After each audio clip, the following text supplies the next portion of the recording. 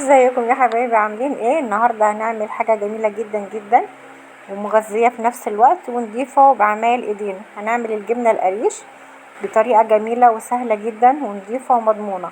ابتديت اجيب كيلو لبن، وابتديت اجيب البوله بتاعتي ديت وطفيتها على النار، يعني قلبتها على النار حوالي ثانيتين كده او 5 ثواني لحد ما ابتدت تدفى. وبعد كده كنت مجهزه اللبن، فضيت اللبن في البوله بتاعتنا زي ما انتوا شايفين. ده كيلو، عايزه تزودي زودي، بس طبعا لازم يكون من عند اللبان، مش من اي مكان تاني، عشان يبقى دسم ويطلع معاكي جميل وتطلع معاكي في قشطه كويسه يعني.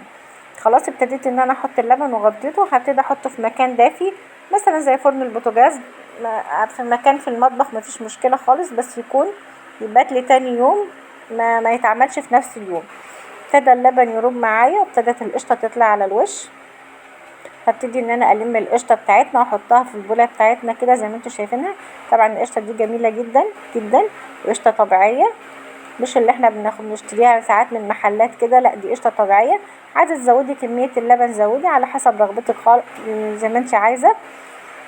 بس على طول بقى ممكن كمان تعمليها باستمرار، يعني كل ما تخلص معاكي اعملي 2 كيلو بس، بحيث ان القطعه بتاعتك هتطلع اكبر واسمك من كده. انا كنت عامله بس كيلو لان انا اللي بعتبر اكلها بس في البيت يعني.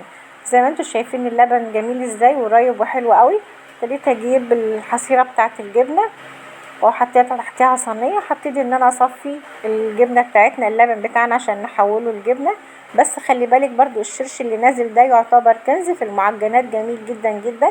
هتعبيه في اكياس وتحطيه في الفريزر، من ما تحبي تستعمليه في المعجنات من قبلها بيوم تطلعيه، او تطلعيه بدري الصبح هو يفك وتستعمليه على طول.